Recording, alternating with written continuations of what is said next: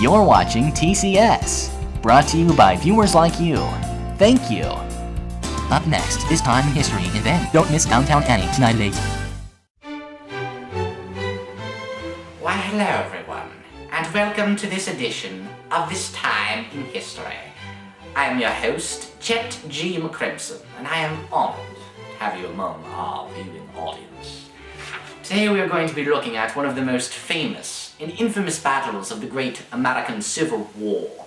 This took place in Gettysburg, Pennsylvania in 1863. It took place during the first 3 hot days of summer's July. And when I do say it was one of the gravest battles of the American Civil War, over 50,000 casualties rather puts that into perspective. Hey, group of people, I'm here to take over your show. You wanna know why? Well, I'll tell you exactly why, because I think I'm more awesome, cool, and hip than you will ever be. And that is what makes the viewers happy. To make the boss happy, I think that's what makes everybody happy. What? Did you not see the contract? Well, it clearly stipulates that if you are not cool or hip enough and another potential host comes in, it is way more awesome that I can replace you at a moment's notice. So, vamoose. How dare you, good sir? What is this about this contract? How dare you use contractual agreements against me? Surely there's nothing in this contract that stipulates otherwise. This is what my beliefs are. This is superfluous. Cool and hip gets the job. By honest Abe Lincoln himself, Major General Joseph Hooker's Army of the Potomac was sent in pursuit of the Confederates. But a slight change in plans was underway for General Hooker. 1 month prior, the Battle of Chancellorsville was fought under Hooker's command, and even while Hooker's men were greater in number than that of Lee's reputation of invincibility proved itself, as the battle was a Confederate victory. For Hooker's lacking performance, President Abraham Lincoln had Hooker relieved of command, simply 3 days before the commencement of the Battle of Gettysburg. Well, on the left at the Confederate side, we have Generals Heath, Pender, and Longstreet. Well, the center Confederate generals were General Hill, General Rhodes, and the famous General Pickett, who led Pickett's charge much later in the battle. On the Confederate right, we have Generals Early and Ewell. Now, a month before this Battle of Gettysburg, there was the Battle of Chancellorsville. Stonewall Jackson was the general there, and he got mortally wounded, so they could not have him as a general at Gettysburg. They replaced him with Ewell. And lastly, on the general right, we have General Johnston. Now in command of the northern force was George J. Meade, heading northward in between Lee's forces at Pennsylvania. Lee caught wind of Meade's whereabouts, and the army soon converged at the proficient town of Gettysburg. Both generals, Robert E. Lee and George G. Meade, were not at Gettysburg for the majority of the first day of battle. Robert E. Lee arrived in the afternoon, and George Meade around midnight. On the debuting day of battle, the North struggled to hold their own against the imposing South as they were driven into the town's southern hills. After the Confederates had drove the Unions back, the Unions made kind of a fishhook formation. This was very strategic on General Meade's part. This formation allowed Meade to quickly transport supplies between his lines. The next day proved more successful for the North, as their quantity of men increased as they gained ground. Union soldier Isaac Taylor wrote in his diary on July the 2nd at 5:50 a.m. Whoa, hold on. No, it was 5:40 if I remember correctly, and I'm always right. Well, excuse me, I'm the one with the facts here. Union soldier Isaac Taylor wrote in his diary at 5:40 a.m. on the 2nd of July that General Gibbon, commander of the 2nd Division, 2nd Corps, said that this was to be the great battle of the war, and that any man who left the ranks would be shot instantly. But even still, the South fought hard as General Lee hurled intense assaults, and his army demonstrated their might across the bloody vistas of Devil's Den, Little Round Top, the Wheat Field, the Orange Orchard. No, I think it was the Peach Orchard. In fact, yeah, it was the Peach Orchard, because you don't grow oranges in Peach Orchard. Yes, I do believe you're correct. Dear me, I do apologize. I believe my digestive system is interfering with my historical recounts. The South fought hard as General Lee hurled intense assaults, and his army demonstrated their might across the bloody vistas of Devil's Den, Little Round Top, the Wheat Field, the Peach Orchard, in Cemetery Ridge, Corpse Hill, and Cemetery Hill. On July 2nd, the very first thing that happens is that the Confederates attack the peach orchard. The peach orchard. Later, Hood split up his men individually to attack both Devil's Den and Little Round Top. The Confederates eventually take Devil's Den, and later they take the peach orchard. The Confederates' attack on Little Round Top doesn't go quite so well. In fact, they name it the Valley of Death later. It's a complete disaster. General Ewell advanced later in the evening on July 2nd. He advanced on Cemetery Hill, the main right of the Union. General Ewell takes parts of Cemetery Hill, but before he can capitalize on his position, he's driven out by reinforcements from the Union left. The last event on July 2nd involves General Johnson attacking Culp's Hill, rather unsuccessfully. After an exhausted North had put up the fight at the end of July 2nd, one of the bloodiest battles of the war, George Meade and his Council of War privately discussed whether to continue the fight or to retreat.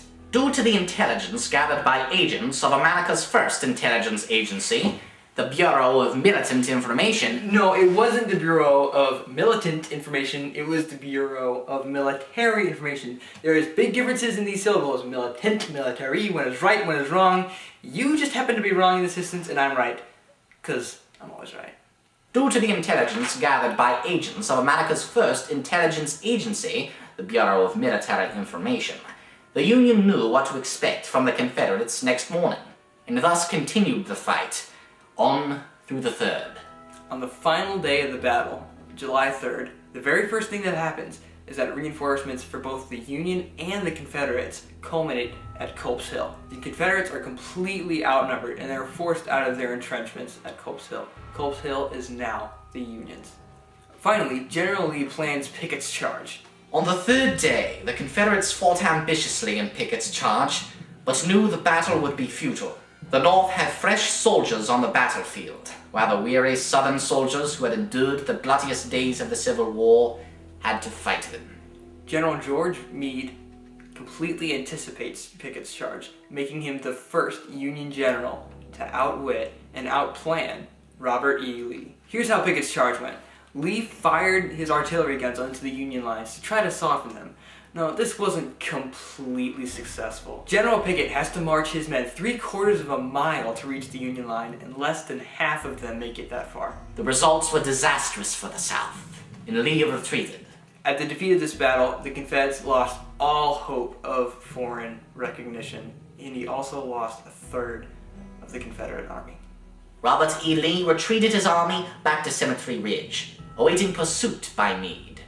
General Meade and the Union pursued them, but Meade was reluctant to finish them off, a decision of which he was criticized, including by President Abraham Lincoln, who, to Secretary of the Navy Gideon Welles, said, "Our army held the war in the hollow of their hand, and they would not close it." The Battle of Gettysburg had a very severe impact on the soldiers, both physically and mentally. The Union general on the left, Daniel Sickles, his leg was completely smashed by artillery fire. Later, he decided to donate it to the Army Medical Museum with a note saying, "Compliments of Daniel Sickles." And it's still there today. The famous Confederate general, John B. Hood, his arm was completely shot, and although he didn't have to lose his arm, it was hanging by his side useless for the rest of his life. The Battle of Gettysburg also had a huge mental impact on the soldiers. For instance, listen to Captain Joseph Graham's letter. He's on the Union side. Neither side buried the dead of July 3rd before leaving. It was an awful affair altogether. Let's also take a look at the Union soldier Manly Stacy. He wrote many letters back home, and including one about the Battle of Gettysburg. Listen to what he says during the battle. "We were shelled by 100 guns. There we lay behind a stone wall, the shells passing over us and killing men all around me. 3 men were killed and thrown across me, covering me with blood. We've got about 18 men now fit for duty, and 150 in the regiment. We went in the fight with over 400, and have yet now 150. There was only one civilian casualty during the whole Battle of Gettysburg. It was Mary Virginia Wade. She was struck by a stray bullet in her house." This time in history. We'll be right back on TCS, your home for learning.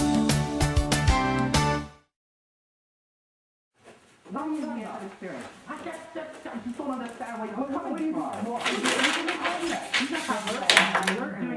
show. I haven't tuned in yet today. I don't know what they're all about. I dare say, Lawrence, it is highly appropriate for you to be barging in on me when I'm doing my show this time in history. I've been doing this for 7 years. 7 years? You want to think of 7 years? Exactly. Yeah. This is not fictitious. Not acceptable. I gotta go fix this. Well, now I'm educating them. Well, Cease and desist from this squabbling and get out. I dare say, sir, this is highly irregular. How long have I been working here? And you, sir, trying to steal my job from me. And then you lead us to this. How dare you, good sir? Who do you think you are, Lawrence? Who do you think you are, Lawrence? Oh, I cannot believe your audacity. Who do you think you are? My goodness, I wait. Hello, ladies and gentlemen. As an executive here in charge at TCS, I want to sincerely apologize for the lack of professionalism that you have just witnessed in our 2 former hosts. As an executive in charge, I assure you that this sort of behavior will never occur again. Now, I myself will take it upon myself, to conclude today's program for This Time in History. There were 88,000 Northern troops. 26.1 of them were killed or wounded in the battle. That is 23,000 men. The Confederate wasn't much better. Out of the 75,000, 37.3% were killed or wounded. That's 28,000 men. Out of the 163,000 men that were there, 51,000 died. The Union confirmed 3,155 deaths. The Confederate, 4,708.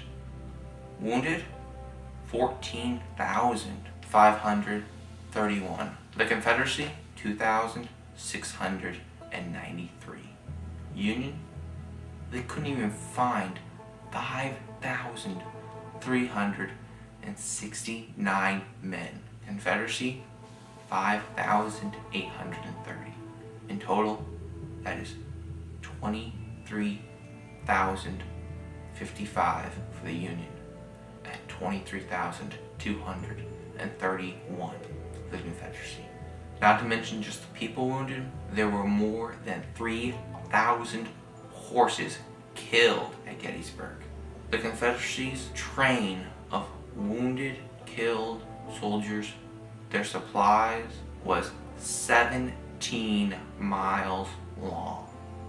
After the battle, there were 37,574 rifles collected, just laying on the battlefield.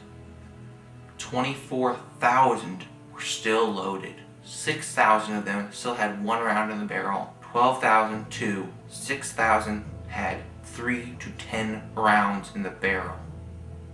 An interesting backstory before the battle took place was about shoes. The South was looking desperately for shoes for their soldiers. One Southern spy confirmed a factory of shoes in Gettysburg.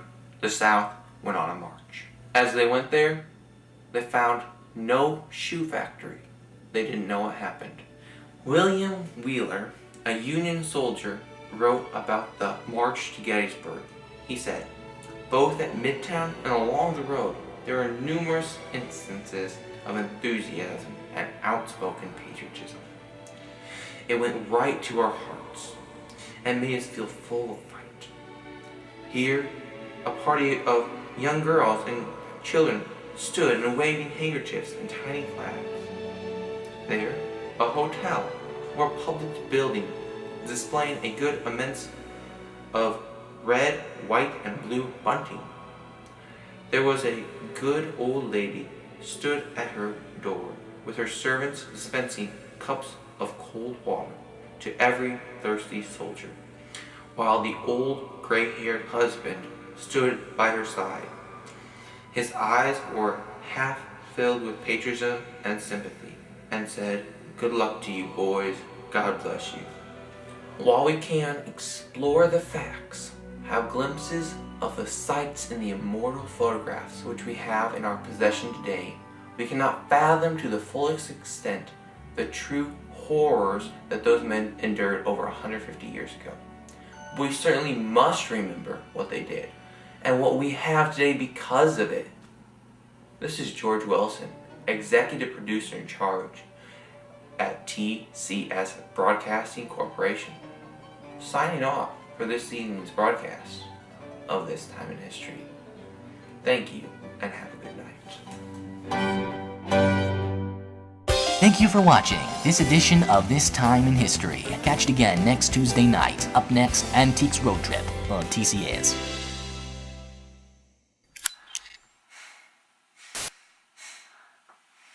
You know, at the end of the day, I dare say we shall be friends.